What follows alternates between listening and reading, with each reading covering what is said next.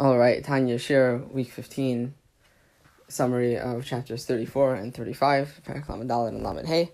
So we're kind of finishing off part one of Tanya, and we're pivoting right into the second part of Tanya.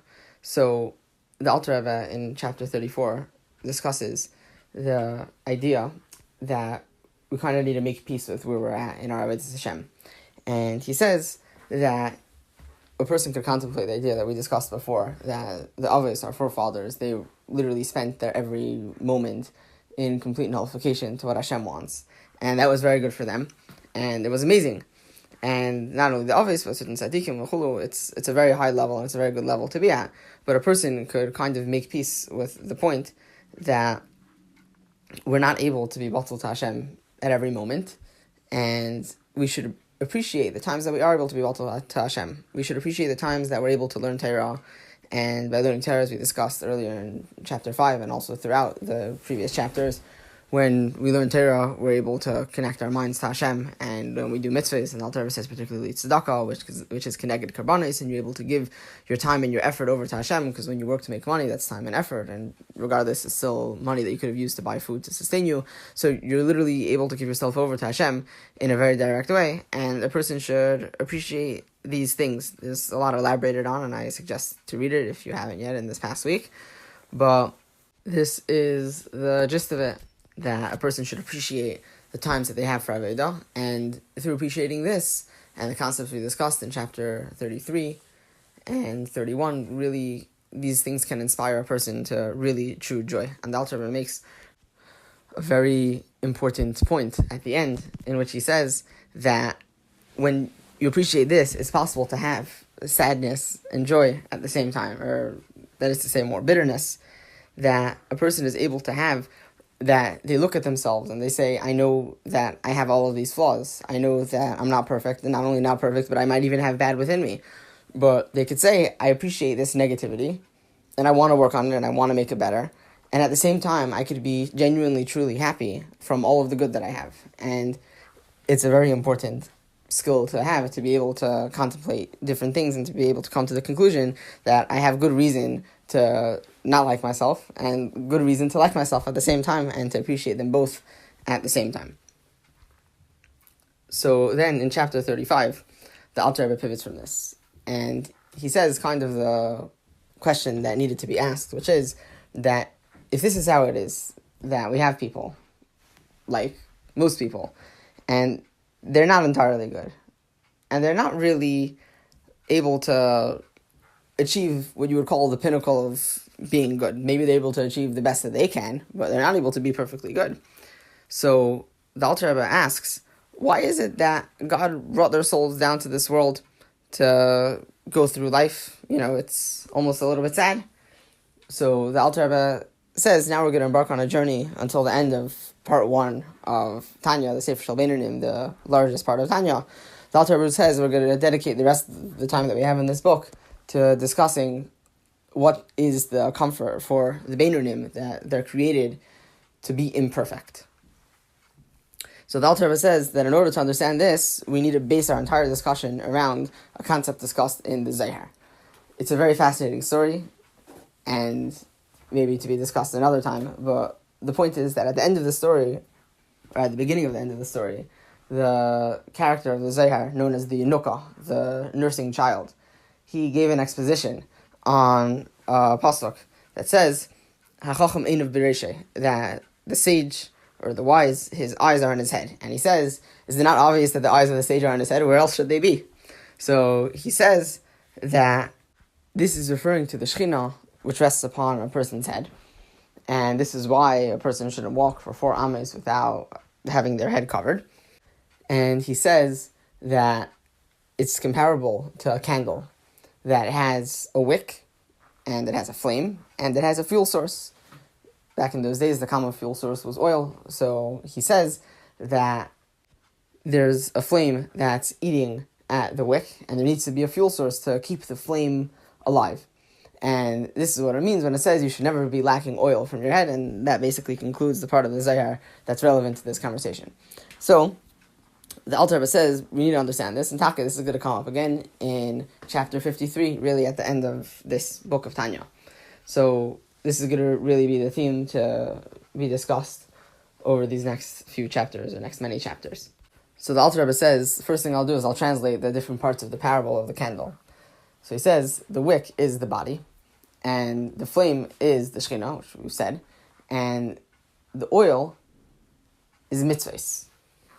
So the Alter Rebbe says, you might have been thinking that the oil in this very nice mashal would be the soul which he said is nullified to God, and the soul which has such a passion for godliness, that this would surely be enough to fuel that the Shekhinah should be on a person's body. But no, really this refers to mitzvahs. And the Alter Rebbe explains why, and it's a very fascinating concept. He says that truly the soul has great love and fear of God. It's really cleaving to Him, and it's really passionate about godliness, but it's an entity that's passionate. It's not something that's truly nullified, in the sense that it doesn't have an existence unto itself. The soul, while it is a part of God, it's a part of God that exists. It has been created. And even though it strives for pure nullification, it wants to be completely included in godliness, but it's not. It has that sense of self. It has that otherness, which causes that it's really not truly nullified to godliness. So the Alter Rebbe says, but what is truly nullified to godliness? This is the oil that keeps the Shekhinah hovering over the body, as it were, which we're going to explain further at length in Ritz Hashem. And this is the mitzvahs. These are the mitzvahs. That mitzvahs are something that's really nullified to Hashem, because what it is, in essence, is saying that Hashem's will is that this should be in this setup, that a person should be putting on tefillin, a person should be shaking lulav, a person should be going to mikvah, whatever it is that it may be. And a person falls into line with exactly that. And what Hashem's will is in the world, when a person falls in line with that, it's not saying that I have my own motivation. It's not about the motivation. It's about that this configuration should exist. And when a person does that, when they make that the configuration of the universe vis-a-vis them is in line with what Hashem wants, that is being actually nullified to Hashem. Now really, a person continues to exist. It's true. Their body doesn't suddenly become enraptured and inflamed in godliness. I mean, maybe they'll become passionate, but it's not that they cease to exist. So what happens is the Shekhinah, kind of in a general way, is on their body, in the sense that, in a general way, this person is really just expressing, or an expression of the will of Hashem. But it's not that they cease to exist. But at the same time, they are really the will of Hashem. It's a very interesting concept, really, to think about it. And this is going to be something we're going to be discussing with Hashem. So the Alter Rebbe makes a distinction between learning Torah and doing practical mitzvahs, in which he says that learning Torah, even though we discussed in the first half of Tanya that learning Torah has a very great advantage over other mitzvahs, in that a person is able to wrap their mind literally around godliness, because we said Hashem invests himself in the Torah. But nevertheless, over here we kind of bring out a disadvantage that is inherent within that the more you that there is when you're doing a mitzvah, the less hashras hashchina, the less investment of the Shekhinah, if you will, there is when doing the mitzvah. And the Alter Rebbe says, when a person learns Torah, it's true that their mind is invested, and it's true even that their words are invested. But in an action sense, they're not acting out the will of Hashem. So that means that the hashra of the Shekhinah, the investment of the Shekhinah by this person, is not to such a full extent as you have when a mitzvah is performed. So the Alter Rebbe makes this distinction. It's a very important and notable distinction, that there's a certain advantage to be had in the performance of a mitzvah, even more so than in learning Torah. Perhaps it can be said that this is connected to the idea that certain mitzvahs which are going to pass and no one else will be able to do them, etc., that these mitzvahs take precedence over even studying Torah.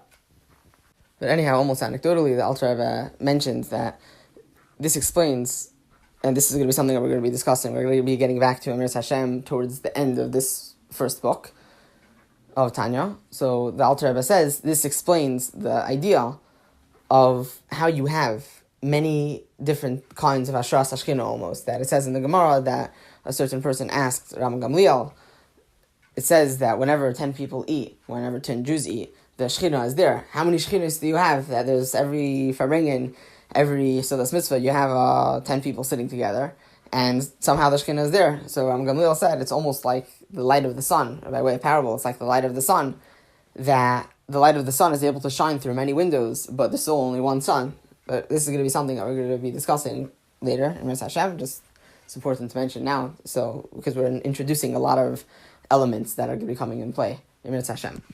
Anyhow, next week in Mitzvah Hashem, we're going to be elaborating on a lot of the themes which we started discussing and which we mentioned in Parak Lamed Hey, and this is going to be the theme of Mitzvah Hashem until the end of the first book of Tanya. Mitzvah Hashem, looking forward.